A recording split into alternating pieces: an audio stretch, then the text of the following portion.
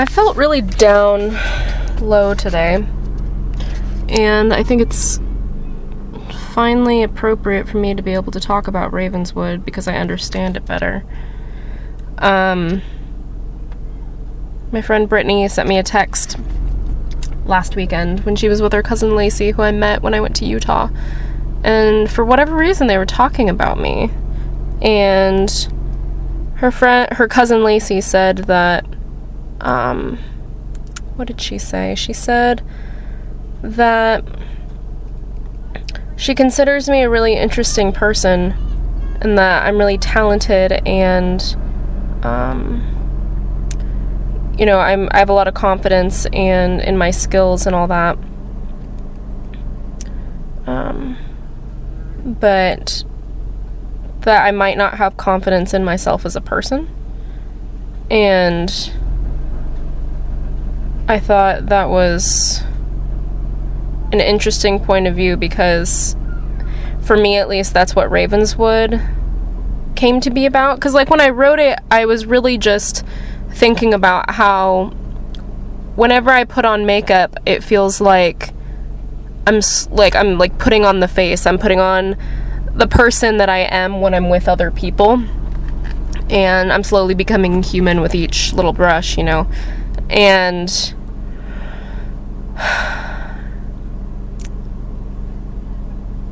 but it's, and I was talking with my friend Nico, my internet friend Nico, about that as well, because she thought the poem was a little had a bit of juxtaposition because it goes back and forth kind of clunkily, I guess you could say, between being artistic and talking about machines, like about interfaces and programs and stuff. And I realized, and then a combination of that with what Lacey said, and then a dream that I had this past week, that, because I do dream interpretation, and I analyzed my dream, and then all of those things combined made me have a lot of self-revelation. Here, I'll tell you the dream. The dream was one of the most bizarre dreams I've ever had, because I've never dreamt that I was somebody else. Like, it wasn't like me in a different life. I dreamt that I was a black man married to a white woman, and we were like on top of like mountains, and I could like see over the mountains, like in like I could see like the snowy woods, and it was like a sunrise coming over the snowy mountains, and I was working out at some point or something like that. It was very bizarre, but I analyzed it, and the analysis was this, that from the black man aspect was that I consider myself assertive, aggressive, and rational, but I'm married to the ideas of nurturing, caring, and love, but I don't feel like that's who I am.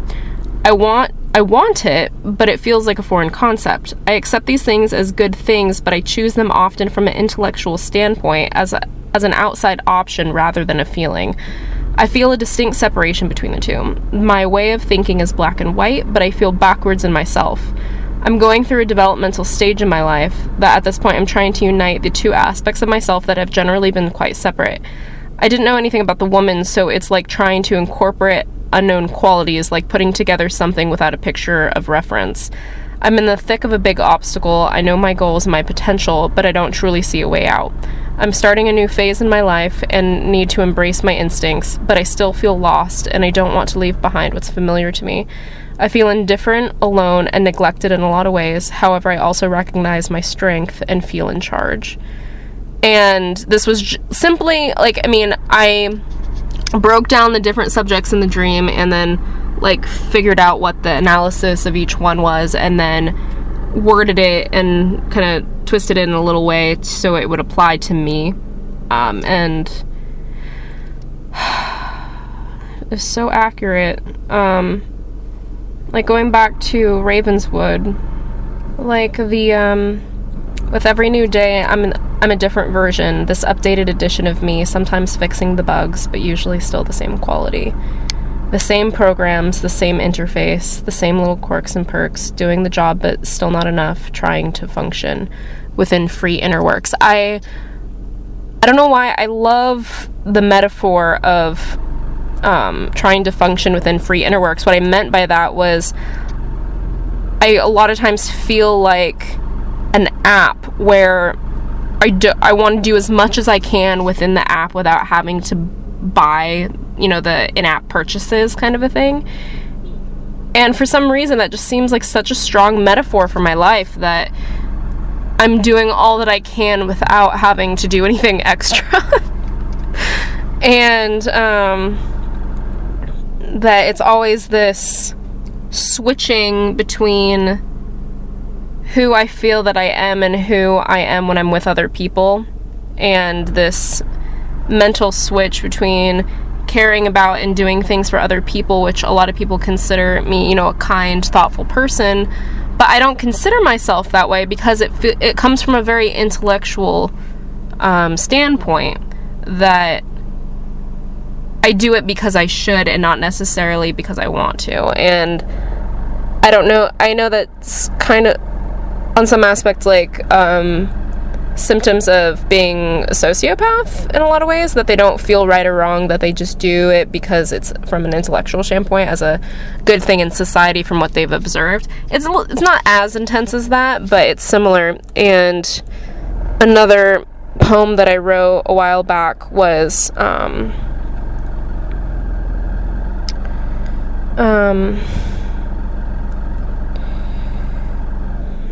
like today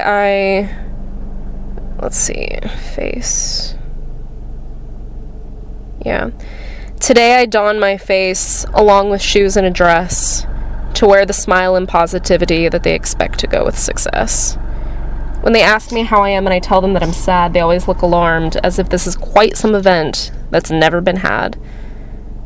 And a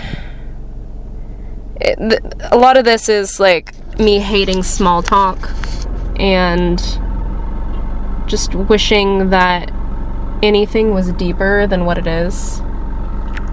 And that, people say that they want you to be honest and sincere, but when you are honest and sincere, they're like, oh my gosh, why aren't you fantastic? Why aren't you this? And like that, the assumption that being fantastic should be your normal state, and that being sad or low or even just slightly less than fine is like weird, and that, oh my gosh, what happened? And it's just like, nothing happened. I'm just low today. I'm just not fantastic. Why is that quite some event that's never been had? And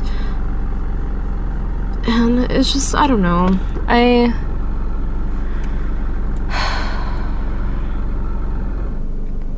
wrote this other one today.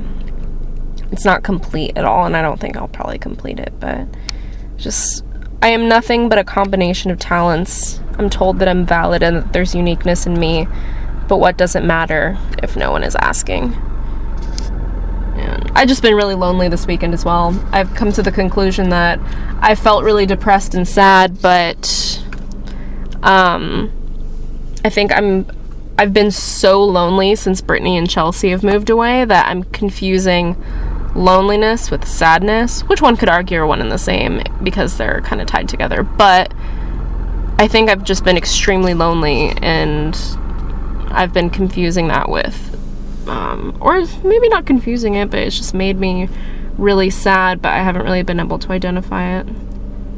And my dad's calling me. That must have been a butt dial. I don't see how some people still butt dial, but my dad manages to. How do you butt dial with the smartphone? I really don't understand it. Anyway. I'm late for church. I'm sitting in my car. It's 12:36, but I wanted to get this out because all those things coming together made me realize just that I don't see myself as a person in a lot of ways, and I think it's interesting how a lot of times poetry can say things about you that you didn't consciously know about until you look back on it and analyze it. And I've always hated poetry analysis in certain aspects, because it's just like, I bet that the author didn't even think about any of these symbolism and all this crap that you're putting into it, but you're like pulling out everything that you can possibly to make it seem more meaningful than it is. But at the same time, my poetry, I think, is pretty cut and dry in a lot of ways. There's certain ones, there's a handful, maybe 2 or 3 that I intentionally wrote to be really deep. Simplistics is one of them. But for the most part, I feel that what it says is what it says, and it's not anything deeper than that. But looking back on Ravenswood, I realized that maybe it is. And I think that's pretty cool, and it's helpful to be able to understand yourself better and be able to see yourself through the eyes of other people as well. And yeah, so, and Ravenswood is the first lipstick that I ever bought, which is why I called it Ravenswood. The step to becoming somebody else, buying makeup, putting it on, feeling better for no other reason than having color on your face. It's weird, isn't it? Alright, well, it is Mother's Day, May 13th. Talk to you soon.